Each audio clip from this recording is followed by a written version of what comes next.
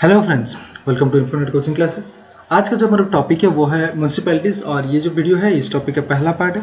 आज के इस पार्ट में हम डिस्कस करेंगे म्यूनसिपैलिटीज़ के ओरिजिन के बारे में, उसे वो किस तरीके से इवोल्यूशन हुआ है, ओके, उसके हिस्टोरिकल पर्सपेक्टिव के ऊपर डिस्कशन करेंगे। साथ ही साथ जो है इसके कॉन्स्टिट्यूशनलाइजेशन जो प्रोसेस है उसके ऊपर भी नजर डालेंगे, यानी कि जो हमारे 74th अमेंडमेंट एक्ट आया था 1992 उसके अकॉर्डिंग क्या क्या सारे डिफरेंट प्रोविजंस इंट्रोड्यूस किए, उसके कुछ प्रोविजंस आज के इस वीडियो में हम डिस्कशन करने वाले हैं। ओके, तो चलिए शुरू करते हैं आज का हमारे सेशन। तो सबसे पहले अगर हम बात करें म्यूनसिपैलिटीज़ की, तो आप देख सकते हैं, देखिए, the term union local government in India signifies the governance of an urban area by the people through their elected representatives। तो जब भी हम यूनियन लोकल गवर्नमेंट की बात करते हैं, जो टर्म है ये क्या सिग्निफाई करता है, क्या रिप्रेजेंट करता है कि जो अर्बन एरियाज हैं, ओके, तो अर्बन एरियाज को रूल करने के लिए, उनको एडमिनिस्ट्रेट करने के लिए, गवर्नेंस करने के लिए हम एक इलेक्टेड रिप्रेजेंटेटिव्स चुनेंगे और वो पर्टिकुलर रिप्रेजेंटेटिव जाके उसी एरिया को वो गवर्नेंस करेंगे। Okay, the jurisdiction of an urban local government is limited to specific urban area which is demarcated for the purpose by the state government. तो ये जो है, जो अर्बन लोकल गवर्नमेंट जो हम बोल रहे हैं, जो कि लोकल एरिया के लिए लिमिटेड है, यानी कि इनके जो जुरिस्डिक्शन है, इनका जो पावर है, ओके, तो ये लिमिटेड एरिया के अंदर ही काम करता है। Okay, specific urban area which is demarcated bye the state government, जो कि रीजन जो है वो डिमार्केटेड किया गया है bye the state government itself. Okay, इनके उसी दायरे में रह के इनको काम करना होता है। There are 8 types of urban local governments in India. ये बहुत जरूरी है फ्रेंड्स, याद रखें, ये 8 टाइप के जो लोकल अर्बन लोकल गवर्नमेंट्स हैं बेसिकली। पहला जो है आप देख सकते हैं, municipal corporation, municipality, notified area committee, town area committee, cantonment area committee, township, port trust and special purpose agency. तो ये 8 तरह के आपको लोकल अर्बन लोकल गवर्नमेंट देखने को मिलेंगे हमारे कंट्री में। चलिए फ्रेंड्स आगे बढ़ेंगे। आगे बढ़ते हुए देखिए, हम देखेंगे the system of urban governments was constitutionalised through the 74th constitutional amendment act of 1992। तो ये जो urban system, urban government system का हम बात कर रहे हैं, लोकल गवर्नमेंट या फिर सेल्फ रूल की जो बात कर रहे हैं, वो 74th कॉन्स्टिट्यूशनल अमेंडमेंट के अकॉर्डिंग 1992 में इसे कॉन्स्टिट्यूशनलाइज किया गया था, यानी कि कॉन्स्टिट्यूशनल स्टेटस मिल गया था। ओके, जैसे कि हमने प्रीवियस वीडियो में हम डिस्कशन किया था कि जो पंचायत हैं, ओके, या फिर पंचायती राज इंस्टीट्यूशन हैं, उन्हें भी 73rd कॉन्स्टिट्यूशनल अमेंडमेंट एक्ट के अकॉर्डिंग आपके 1992 में कॉन्स्टिट्यूशनलाइज किया गया था। ओके, तो उसी हिसाब से ये भी सिमिलर है। ओके, आप याद रख सकते हैं। At the central level the subject of the urban local government is deal with the following 3 ministries. अगर हम बात करें सेंट्रल लेवल की, तो ये जो अर्बन लोकल गवर्नमेंट जो है ये बेसिकली कंट्रोल में है, ये 3 मिनिस्ट्रीज की। It is dealt by the 3 ministries. पहला आप देख सकते हैं, ministry of urban development, created as a separate ministry in 1985। ये जो मिनिस्ट्री है ये 1985 में बनाई गई थी और ये मिनिस्ट्री देखती है about the urban local governments की मैटर्स। साथ ही साथ आप देख सकते हैं ministry of defence in case of cantonment boards. Cantonment boards के रीजन में या फिर कैंटोनमेंट जिसे हम कैंट एरिया कहते हैं, उस रीजन्स में जो भी होते हैं कैंटोनमेंट बोर्ड्स, वो डील करती है हमारे ministry of defence. Okay, ministry of defence इसे कंट्रोल करती है। तीसरा जो है ministry of home affairs in case of union territories. Union territories के केस में हमारे सेंट्रल, जैसे कि हमें पता है सेंट्रल का पूरा पावर है, उसी तरह से ये होम मिनिस्ट्री जो रहते हैं या फिर हम मिनिस्ट्री ऑफ होम अफेयर्स, ये डील करती हैं इन सारे मैटर्स के ऊपर। ओके, आगे बढ़ेंगे। Evolution of urban bodies. तो ये जो बॉडीज से म्यूनसिपैलिटीज जब हम बात कर रहे हैं, किस तरीके से इवॉल्व हुए, इनका हिस्टोरिकल पर्सपेक्टिव क्या है, हिस्टोरिकल बैकग्राउंड क्या है, कहाँ से आके आज के प्रेजेंट डेट में हम इसे एज इट इज देख रहे हैं। ओके, तो इसके ऊपर एक नजर डालेंगे फ्रेंड्स, डिस्कस करते हैं, बात करते हैं इसके हिस्टोरिकल पर्सपेक्टिव के बारे में। सबसे पहले देखिए, the institutions of urban local government originate and develop in modern India during the period of British rule. तो ये हम नहीं कह सकते कि आफ्टर इंडिपेंडेंस हमने फॉर्मुलेट किया है या फिर एक नया कॉन्सेप्ट लेके आए हैं, ऐसा कुछ नहीं है। ये जो है ऑलरेडी एग्जिस्टिंग था during the time of British rule. British rules के टाइम से ही ये चला हुआ आ रहा था, हमारे जो अर्बन गवर्नमेंट किया जो कॉन्सेप्ट। ओके, तो it was since the British rule. साथ ही साथ there are some major events in this context. तो ये इसी कॉन्टेक्स्ट में हमें कुछ मेजर इवेंट्स, इंपॉर्टेंट इवेंट्स याद रखने होंगे। ओके, क्या क्या हुआ था in this process of evolution, okay, of the municipalities. तो चलिए देखते हैं वो सारे इवेंट्स कौन कौन से हैं, ये एक एक करके डिस्कशन करेंगे हिस्टोरिकल पर्सपेक्टिव के बारे में। तो देखिए, सबसे पहले इन 1687 and 1688 the first municipal corporations in India was set up at Madras. तो पहला जो म्युनिसिपल कॉर्पोरेशन सेटअप किया गया था 1687-88 में, ये था मद्रास में। ओके, जो कि ब्रिटिश रूल के अंडर में आते हैं। ओके, ब्रिटिश रूल के टाइम पीरियड में इसे बनाया गया था। साथ ही साथ अगर आप नेक्स्ट देखें, इन 1726 the municipal corporations were set up in Bombay and Calcutta. 1726 में 2 और बड़ी जगह, जो 2 और प्रेसिडेंसीज थे ब्रिटिश गवर्नमेंट के, वहां पे भी इसे सेटअप कर दिया गया, यानी कि बॉम्बे और कलकत्ता में भी म्यूनिसिपल कॉर्पोरेशंस बना दिए गए। तो नेक्स्ट उसके बाद देखते हैं lord Mayo's resolutions in 1870 on physical decentralisation visualise the development of local self government institutions. जो लॉर्ड मायो का एक रेजोल्यूशन आया था 1870 में, जो कि बेसिकली फाइनेंशियल डिसेंट्रलाइजेशन के ऊपर बेस्ड था। ओके, फाइनेंशियल डिसेंट्रलाइजेशन करना यानी कि फाइनेंशियल जो डिस्ट्रीब्यूशन करना उसके ऊपर बेस्ड था, और जो कि एक पर्टिकुलर रिप्रेजेंट किया या फिर एक विजुअलाइज किया जिसका अल्टीमेट कॉन्सिक्वेंस निकला हमारा local self government institutions. Okay, तो ये जो कॉन्सेप्ट यहीं से निकल के आया था, आप सोच सकते हैं। Next lord Ripon's resolution of 1882, ये इंपॉर्टेंट है फ्रेंड्स, नाम याद रखें lord Ripon's, because it has been held as the Magna Carta of the local self government. ये बहुत इंपॉर्टेंट है, ये जो रेजोल्यूशन ये लाए थे 1882 में, ये है मेन ऑरिजिन या फिर कह सकते हैं हम सीड ऑफ द म्यूनिसिपैलिटीज और urban local government. Okay, so therefore he is also called the father of local self government. तो लॉर्ड रिपन जो है उन्हें father of local self government भी कहा जाता है। ये पॉइंट इंपॉर्टेंट है, याद रखें। ओके, आगे बढ़ेंगे, कुछ और है डिस्कशन करते हैं उसके बारे में भी। The royal commission of decentralization, ये भी important, the royal commission of decentralization जो कि अपॉइंट हुआ था 1907 and it submitted the report in 1909, its chairman was Hobhouse. तो ये जो कमीशन हुआ था डिसेंट्रलाइजेशन के ऊपर सेटअप की गई थी, इन्होंने भी अपना रिपोर्ट सबमिट की थी 1909 में, हॉबहाउस जी इसके चेयरमैन थे। तो ये भी इंपॉर्टेंट बन जाता है हमारे जब भी हम बात करते हैं लोकल सेल्फ गवर्नमेंट की। Okay, under the dyarchal scheme introduce in the provinces by the government of Indian act, जो Indian government of Indian act 1919 आया था, उसके प्रोविजन के अकॉर्डिंग जो डायरेक्टरी सिस्टम इंट्रोड्यूस की गई थी। ओके, प्रोविंसेस में यानी कि जिसे हम आज के डेट में स्टेट्स कहते हैं, उस केस में ऐसे इंट्रोड्यूस किया गया था, और इसमें जो है local self government became a transfer subject, इसमें जो है लोकल सेल्फ गवर्नमेंट की जिक्र की गई थी और जो कि ट्रांसपोर्ट सब्जेक्ट के हिसाब से रखा गया था। Okay, and it was in charge of responsible Indian minister, और वो भी जो है एक रेस्पॉन्सिबल इंडियन मिनिस्टर के चार्ज में आ रहा था। ओके, ये जो लोकल सेल्फ गवर्नमेंट। नेक्स्ट 1924 में है, आप देख सकते हैं कैंटोनमेंट एक्ट पास किया गया था। ओके, और it was pass by central legislature के द्वारा, जो आज के डेट में भी उसका एक मॉडिफिकेशन या फिर उसका हम बोल सकते हैं कि अमेंडमेंट करके आज के डेट में हम उसे यूज कर रहे हैं। Under the provisional autonomy scheme introduce in the government of India act, फिर एक आप देख सकते हैं प्रोविजनल ऑटोनॉमी का जो कॉन्सेप्ट आया था।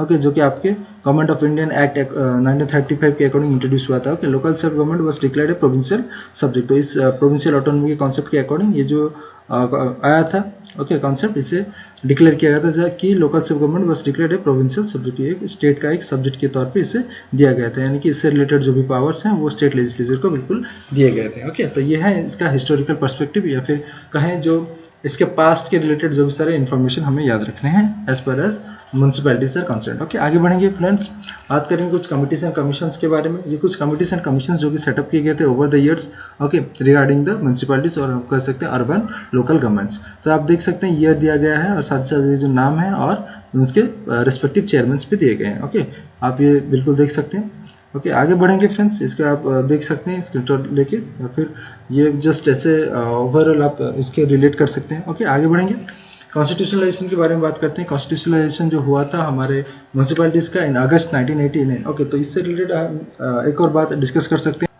कि देखिए, जब भी हम कॉन्स्टिट्यूशनलाइजेशन की बात करते हैं हमारे सेल्फ गवर्निंग बॉडी या फिर लोकल गवर्निंग बॉडी के बारे में, हमने पंचायत राज सिस्टम में भी ये बात की थी कि जो राजीव गांधी गवर्नमेंट थे उन्होंने इंट्रोड्यूस करने की कोशिश की थी पहला बिल।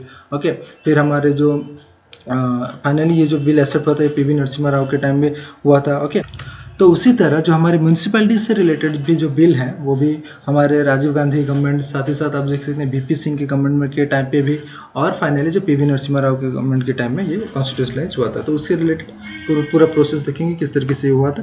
तो आप देख सकते हैं in August 1989 Rajiv Gandhi government introduce the 65th constitutional amendment. तो राजीव गांधी गवर्नमेंट के टाइम पे ये जो 65th कॉन्स्टिट्यूशनल अमेंडमेंट लाया गया था, जो कि जो बिल लाया गया था जिसका नाम था नगर पालिका बिल। ओके, जो कि लोकसभा में इंट्रोड्यूस किया गया था।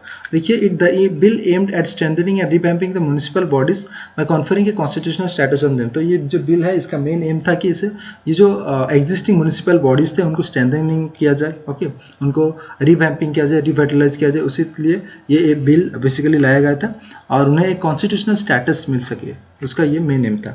लेकिन although the bill was passed in Lok Sabha, लेकिन ये जो बिल है राजीव गांधी गवर्नमेंट के टाइम में जो आया था ये लोकसभा में पास हो गया, लेकिन it was defeated in Rajya Sabha and hence lapsed. तो ये जो राज्यसभा में पास नहीं हो सका और इसी वजह से लैप्स हो गया। ओके, और ये कॉन्स्टिट्यूशनल स्टेटस मिल नहीं पाया हमारे म्युनिसिपैलिटीज को।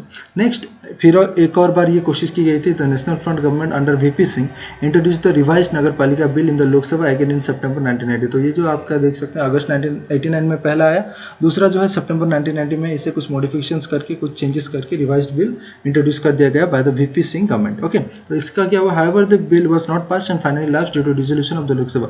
जैसे कि हमें पता है जो वीपी सिंह का गवर्नमेंट ज्यादा दिन टिक नहीं पाई थी और इसी वजह से जब गवर्नमेंट चेंज होगी तो फाइनली बिल लैप्स हो गया। ओके, क्योंकि लोकसभा आपका डिसॉल्व हो गया था उस केस में। तो ये जो सेकंड चांस में भी आपका जो कॉन्स्टिट्यूशनलाइजेशन का जो प्रोसेस है वो पूरा नहीं हो पाया था। Okay, finally PV Narasimha Rao government also introduce the modification municipalities bill in the Lok Sabha in September 1991। Finally ये जो है सितंबर 1991 में पीवी नरसिम्हा राव के गवर्नमेंट के टाइम में ये इंट्रोड्यूस किया गया म्युनिसिपैलिटीज बिल और ये फाइनली पास होकर आया as 74th constitutional amendment act of 1992। ये एक्ट बन गया। Okay, and it came into force on 1 July 1993।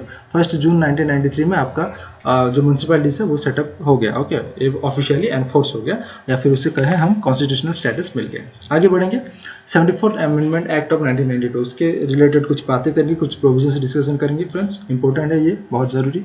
देखिए, this act has added a new part 9A। जैसे कि हमने 73rd amendment act Panchayati Raj system के ऊपर देखा था, जो जब आया था ये एक्ट भी एक नया पार्ट ऐड किया था जिसे हम कहते हैं part 9।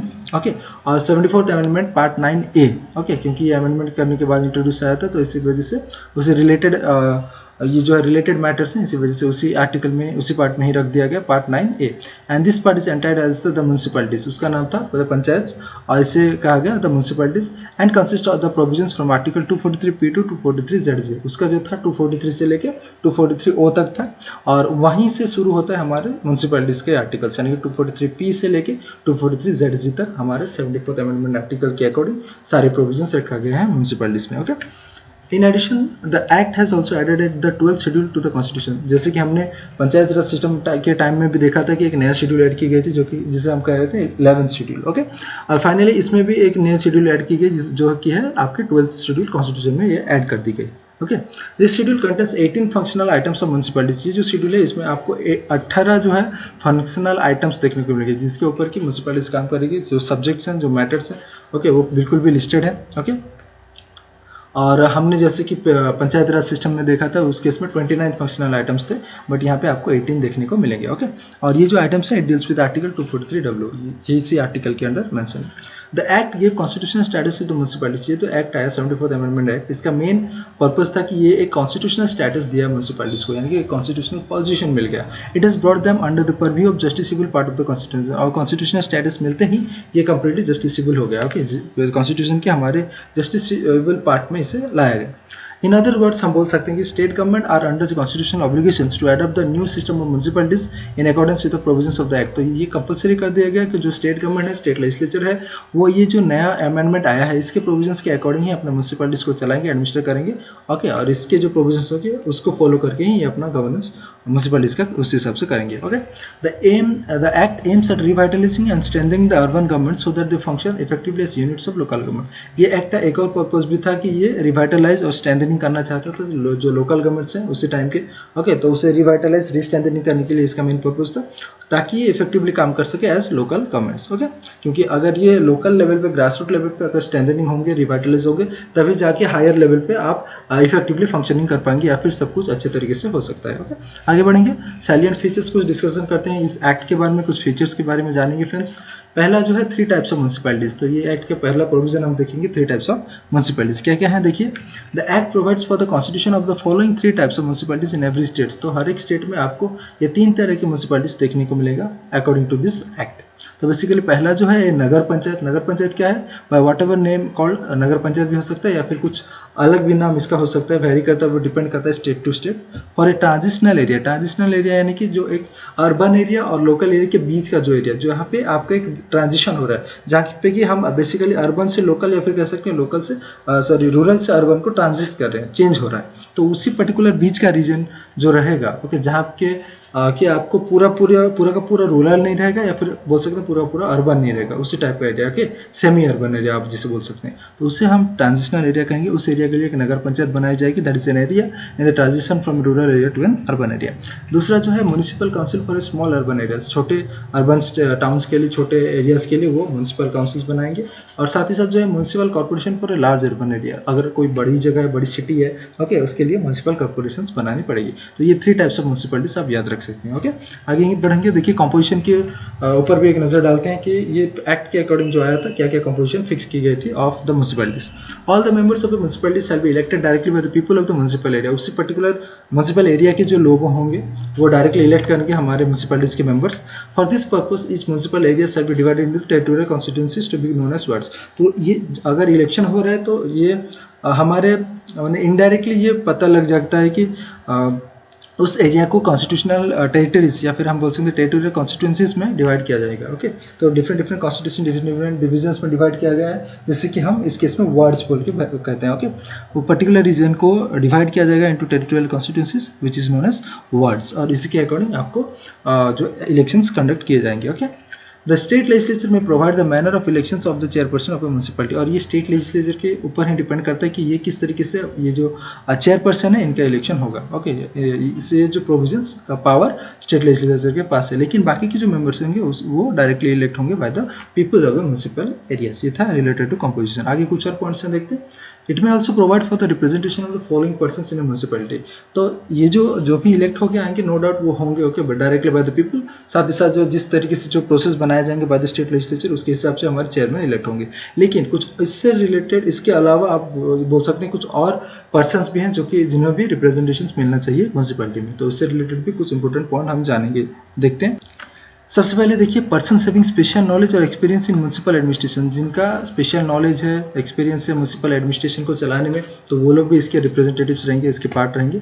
Without the right to vote in the meeting of municipality, लेकिन इनके पास जो है वोटिंग राइट्स नहीं होगा। जब भी म्युनिसिपलिटीज की मीटिंग्स होंगे उसमें ये वोट नहीं डाल सकते, लेकिन ये रिप्रेजेंटेटिव्स के तौर पर रह सकते हैं। Okay, this the members of the Lok Sabha and state legislative assembly presiding constitution that comprises wholly और partly the municipal areas. Okay, अगर कोई एमएलएज हैं, कोई एमपीज हैं जो कि रिप्रेजेंट कर रहे हैं किसी पर्टिकुलर म्युनिसिपलिटी एरिया से, ओके, तो वो भी इसके रिप्रेजेंटेटिव्स बन सकते हैं। ओके, उस पर्टिकुलर कॉन्स्टिट्यूएंसीज के जो मेंबर होंगे, एमपीज होंगे, एमएलएज होंगे, वो लोग भी इसके मेंबर्स बनेंगे।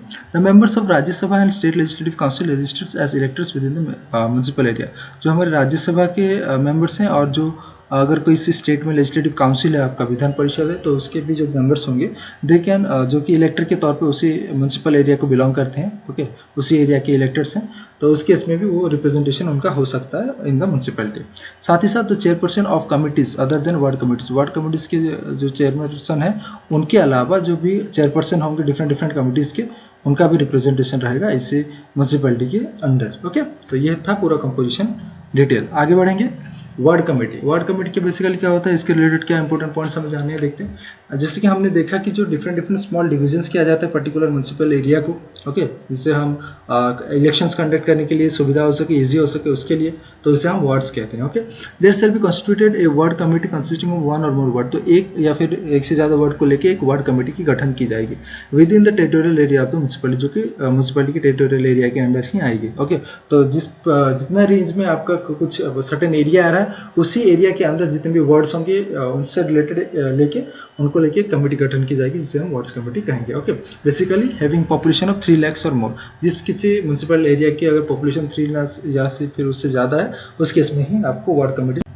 देखने को मिलेगी। Okay, next, the state legislature make provisions with respect to the composition and manners in which the seats in the ward shall be filled. तो पर्टिकुलर वो जो वार्ड कमेटी का सेटअप की जाएगी, उसके जो मेंबर्स कौन कौन रहेंगे, उसके जो सीट्स होंगे उसकी किस तरीके से फिलअप की जाएंगे, उससे रिलेटेड जो भी प्रोविजंस हैं, प्रावधान है, वो हमारे स्टेट लेजिस्लेचर बनाएंगे। ओके, आगे बढ़ेंगे। It may also make the provisions for the constitution of committees in addition to the wards committee. Okay, ये जो वर्ड्स कमिटी रहेंगे, इसके अलावा कुछ और भी कमिटीज बनाने के जो प्रोविजंस हैं या फिर उनके लिए कुछ और रूल्स रेगुलेशंस बनाने के जो प्रोविजंस हैं, वो बिल्कुल स्टेट लेजिस्लेचर के पास है वो राइट्स, ओके, वो बनाएंगे उसके हिसाब से जिनका जिस तरीके से रिक्वायरमेंट हो, ओके, पर्टिकुलर लोकल रीजन में। ओके, आगे बढ़ेंगे। रिजर्वेशन ऑफ सीट्स की बात करते हैं। The act provides for the reservation of seats for the schedule caste and the schedule tribes in municipalities in proportion of their population to the total population of the municipal area. यानी कि जैसे कि हमने panchayat Raj system में भी देखा था, panchayat institutions के केस में भी आपको रिजर्वेशन ऑफ सीट रहता है as per the population of the schedule caste and schedule tribes. तो जिस किसी रीजन में आप देखेंगे कि शेड्यूल कास्ट या फिर शेड्यूल ट्राइब्स का ज्यादा प्रोपोर्शन है, तो उनके लिए एक रिप्रेजेंटेशन की जरूरत होती है, तो उसी वजह से इन्हें रिजर्वेशन ऑफ सीट्स दिया जाता है। ओके, तो ये जो 74th अमेंडमेंट एक्ट आया था ये भी इसी काम के लिए लाया गया था और ये भी इसी प्रोविजंस को रिलेट करता है। ओके, ये भी ये रिजर्वेशन का प्रोविजन प्रोवाइड करता है। Further it provides for the reservation of not less than 1/3 of the total members of the seats for women. तो जो 1/3 सीट्स वुमेन्स के लिए भी प्रोवाइड करने का जो प्रोविजन 73rd अमेंडमेंट एक्ट में भी था और साथ ही साथ इस एक्ट में भी लाया गया था। द स्टेट लेजिस्लेचर में provide for the manner of reservation of offices of chairperson in municipalities for एससीज, एसटीज एंड वुमेन। तो जो स्टेट लेजिस्लेचर होंगे ये प्रोवाइड करेंगे कि किस तरीके से आपका रिजर्वेशन होना चाहिए। ओके, जो भी ऑफिसेस होंगे, चेयरपर्सन होंगे या फिर मेंबर्स होंगे एसटी, एससी या फिर वुमेन के, तो ये जो रिजर्वेशन प्रॉपर है इसके रिलेटेड जो भी इंपॉर्टेंट प्रोविजंस बनाने हैं, किस तरीके से रिजर्वेशन करेंगे, किस किस को मिलना चाहिए, कौन से एरिया में कितने सीट्स होने चाहिए, उसका जो पूरा पावर है वो सब डिसाइड करने का पावर हमारे स्टेट लेजिस्लेचर के पास ही है। आगे बढ़ेंगे। It may also makes any provisions for the reservation of seats in any municipality और ऑफिसेस और chairperson in municipalities in favour of backward classes. साथ ही साथ ये जो है अगर चाहें तो ये बैकवर्ड क्लासेस के लिए भी रिजर्वेशन का प्रोविजन बना सकते हैं हमारे state legislature. Next, duration of municipalities. Duration की बात करते हैं, कितना इसका टेन्योर होता है, कितना टाइम पीरियड रहता है। तो basically the act provides for 5-year term of office for every municipality. Municipality के लिए 5 साल का टर्म प्रोवाइड करता है हमारे 74th अमेंडमेंट एक्ट। साथ ही साथ हमने 73rd अमेंडमेंट एक्ट में भी देखा था कि जो पंचायती राज है उसके लिए भी 5 साल का ही प्रोविजन था।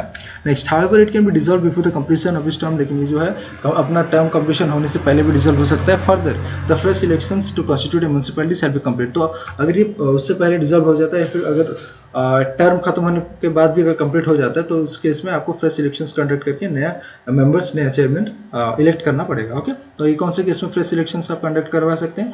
Before the expiry of its duration of 5 years, 5 साल के ड्यूरेशन कंप्लीट होने के बाद होने से पहले आपको इलेक्शंस कंडक्ट करके मेंबर्स और चेयरमैन चूज कर लेना चाहिए, ताकि जब ये डिसॉल्व हो देन इन दैट केस कोई प्रॉब्लम ना हो, तो कंटिन्यू कर सकें। उस टाइम में आपके पास मेंबर्स और चेयरमैन अवेलेबल हो जो कि कंटिन्यू रख सके ये प्रोसेस को। ओके, साथ ही साथ अगर in case of dissolution before the expiry of a period of 6 months, 6 months से पहले from the dates of dissolution, अगर डिसोल्यूशन हो रहा है 6 महीने जो है डिसॉल्व होने के लिए, तो उससे 6 महीने पहले आपको फ्रेश इलेक्शंस कंडक्ट करना पड़ेगा। ओके, अगर डिसोल्यूशन का केस है तो before the expiry of a period of 6 months आपको फ्रेश इलेक्शंस कंडक्ट करना पड़ेगा in case of a municipality. But where the remainder of the period is less than 6 months, अगर कोई ऐसा केस आ रहा है जिस केस में कि आपका जो रिमेनिंग पीरियड है dissolve prior to the end of the tenure dissolve हो जा रहा है, और इन दैट केस वो जो रिमेनिंग टाइम पीरियड वो 6 महीने से भी कम है, that in shall not be necessary to hold any elections for constituting the new municipality for such period.